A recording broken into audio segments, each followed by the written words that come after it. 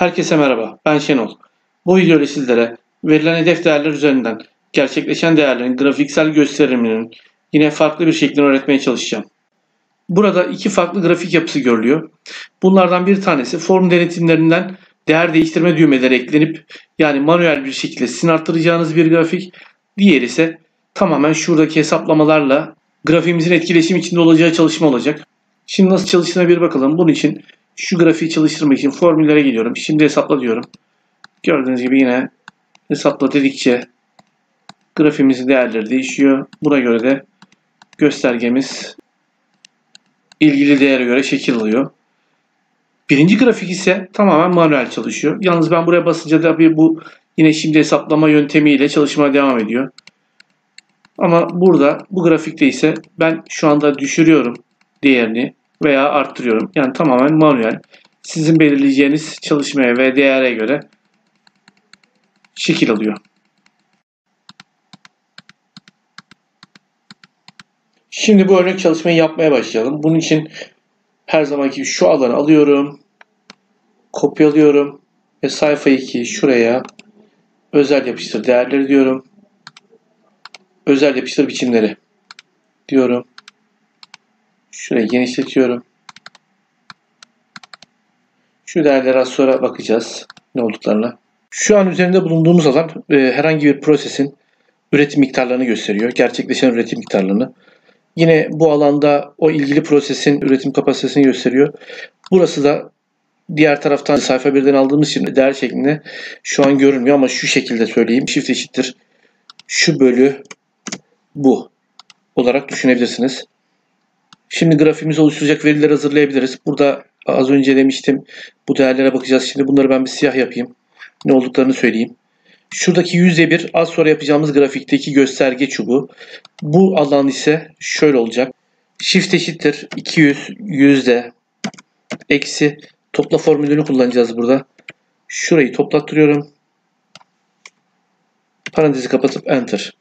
Buranın neden 200 olduğunu az sonra açıklayacağım. Şimdi şuraya geliyorum ve şurayı siyah yapıyorum. Ve şuraya 10 yüzde diyorum.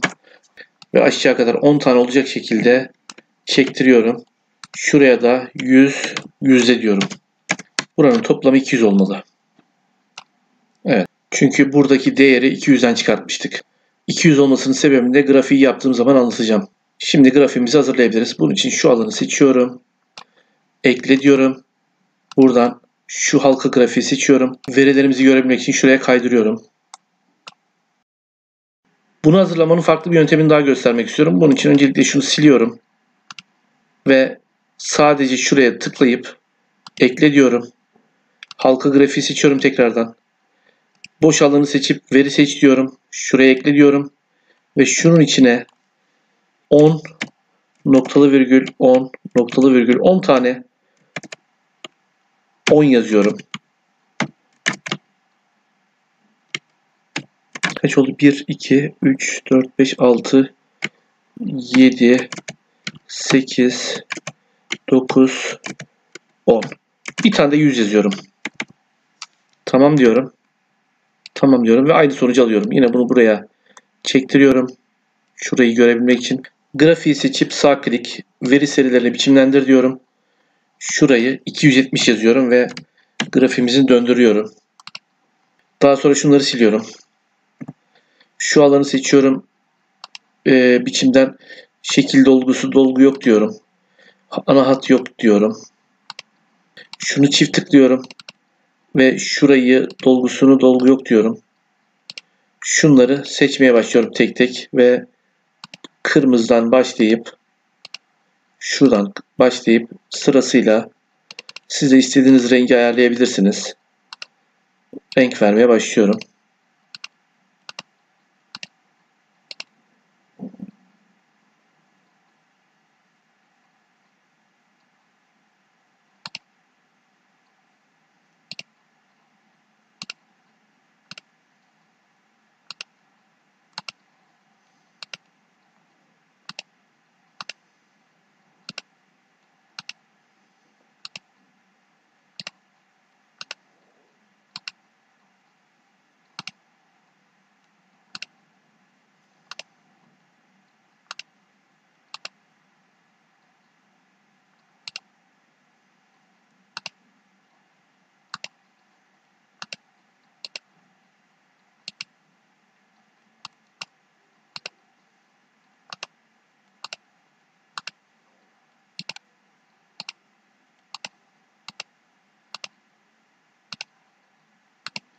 ve kapatıyorum. Şunu biraz büyütüyorum. İç grafiği büyütüyorum biraz. Şuradan görünümden şu kılavuz çizgilerini kaldırıyorum. Şunlarla işim kalmadı. Şunu beyaz yapıyorum. Şunları da beyaz yapıyorum. Grafiğin üstüne gelip sağ klik veri serilerini biçimlendir diyorum. Buradan 3B stilini seçip şunu seçiyorum. Ve kapatıyorum. Yine grafiğin üzerindeki veri serilerini biçimlendir diyorum ve şunu biraz daraltıyorum. Şu geniş daireyi genişletiyorum. Ve biraz daha şunu büyütüyorum.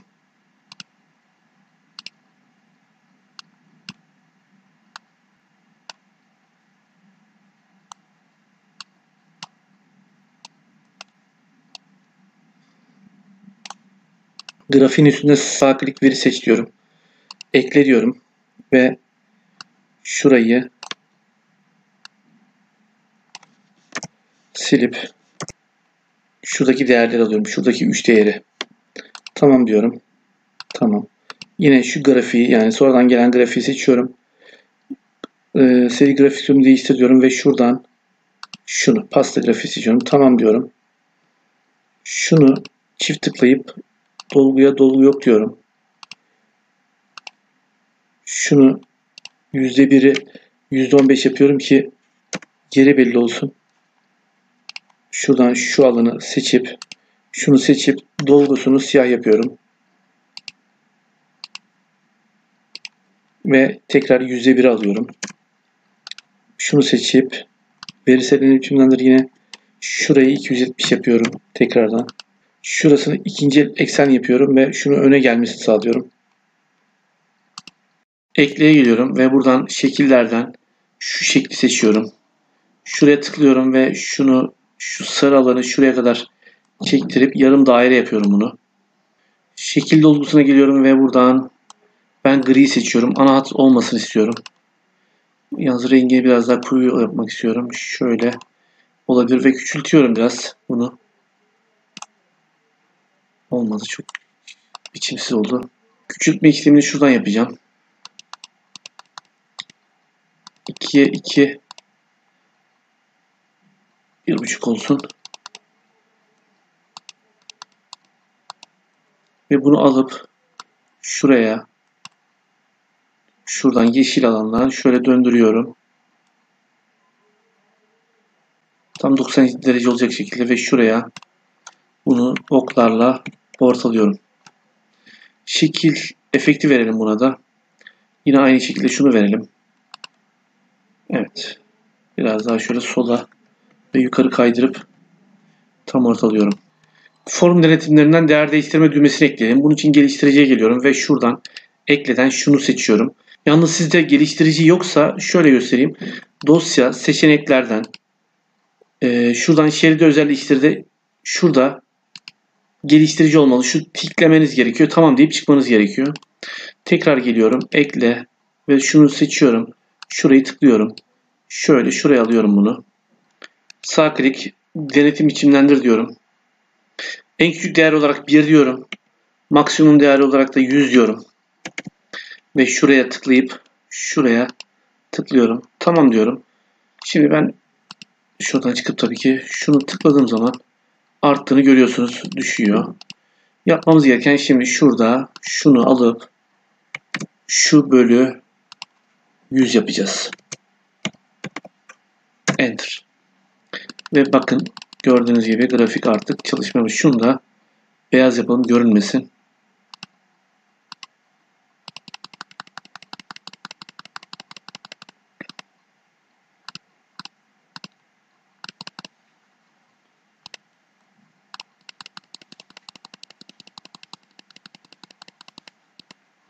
Bu grafik için yapmam gereken son bir işlem kaldı. Onu da şurada yapacağım. Shift eşittir diyorum. Şurayı seçiyorum. V diyorum. Çift tırnak, boşluk, tire, boşluk, çift tırnak. Tekrar V. Metne çevir formülünü kullanacağım burada. Şunu seçiyorum. Noktalı virgül. Çift tırnak. 0 virgül 00 nokta olmuş. Virgül seçeceğim. virgül 00 yüzde diyorum. Çift tırnak parantezi kapatıyorum. Enter. Şimdi bunu şuraya ekleyeceğim. Bunun için şuraya geliyorum. Düzenden. Grafik başlığı diyorum. Grafik başlığını alıyorum. Şuraya çekiyorum. Burada shift eşittir diyorum. Ve şunu seçiyorum. Enter diyorum. Evet, çalışıyor. Şimdi bunu seçiyorum. Büyütüyorum biraz. Ve şöyle ortalıyorum. Tekrar deniyorum. Evet.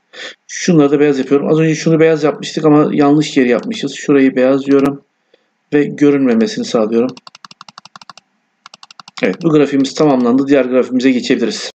Bunun için öncelikle şurasını yine siyah yapıyorum. %1 şuradaki göstergeyi hatırlarsanız gösteriyordu. Shift eşittir 200 yüzde eksi topla formülü. Şunları toplatıyorum. Parantezi kapatıyorum. Enter. Buradaki %200 bu grafikte göstereyim. Şurası. Şu alan %100'ü gösteriyor. Burası da diğer %100. Yani 10 tane olan böyle bir gösteriyor. Bu grafikte hedef yüzdemiz olacak. Hedefimiz %80. Buraya geliyorum. Shift eşittir 1 eksi diyorum. Şurası. Buraya geliyorum. Shift eşittir 200 yüzde eksi topla formülü. Şurayı seçiyorum. Parantezi kapatıyorum. Enter. Şunların üçünü seçiyorum. Ekleden. Halka grafiği seçiyorum tekrar. Şunu sağ klik. Veri serilerini biçimlendir diyorum. Şurayı 270 yapıyorum. Şunu şimdiden 55 yapmak istiyorum. Küçülteceğim şu halkanın genişliğini. Kapatıyorum. Şunları siliyorum. Şunu seçip biçimden dolguyu siliyorum. Halatı siliyorum. Şunu şöyle şuraya alıp büyütüyorum.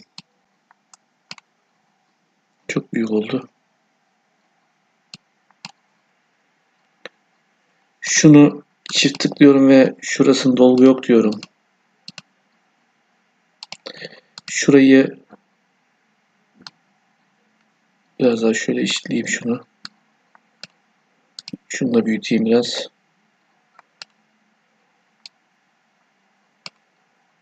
Şurayı çift tıklıyorum. Dolgusunu düz dolgu ve ben şurayı yeşil yapacağım. Şurayı da kırmızı yapacağım.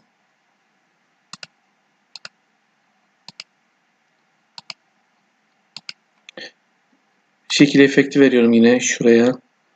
Şunu veriyorum. Şuna da aynı şekilde.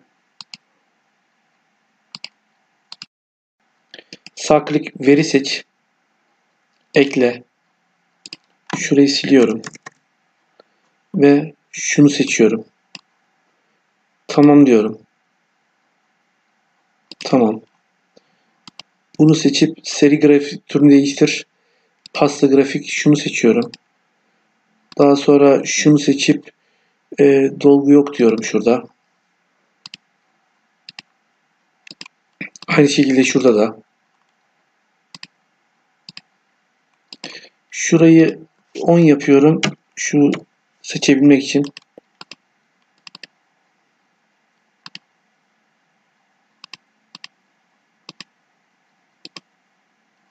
Kapatıyorum. Tekrar %1 yapıyorum. Ve şu grafiği seçip veri serilerini biçimlendir. Şurayı 270 yapıyorum. İkinci ekseni seçiyorum. Kapatıyorum.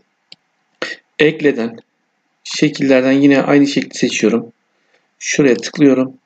Şu sarı noktadan şu alana çekip yarım ay yapıyorum ve yine 1,5'a şuradan küçültüyorum.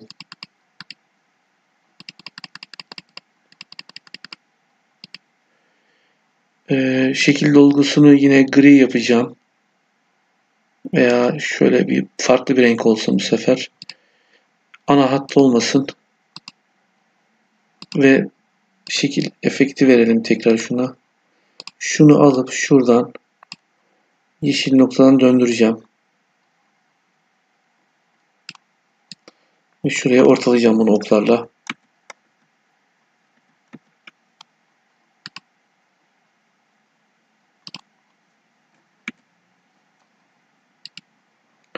Grafimi seçiyorum ve buradan grafik başlığını veriyorum. Tekrardan şunu alıyorum.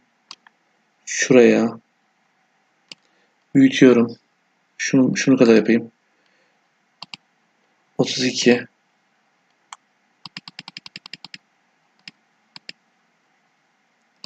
Şöyle ortalıyorum.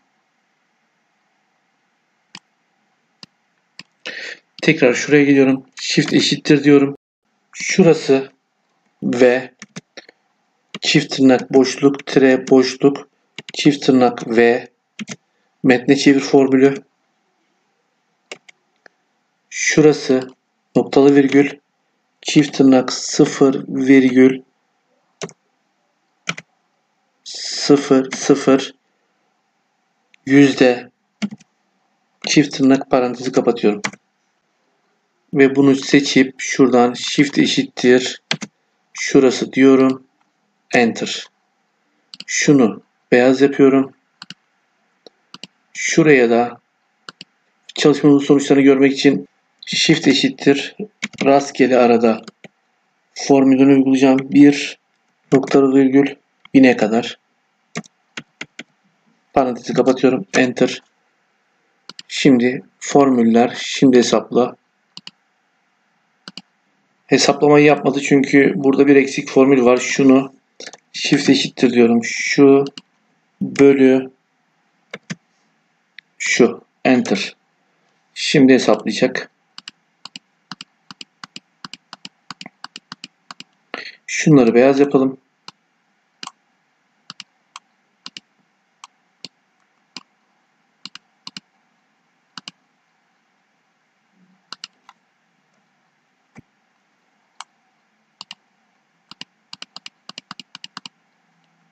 Şimdi biraz ortalayalım.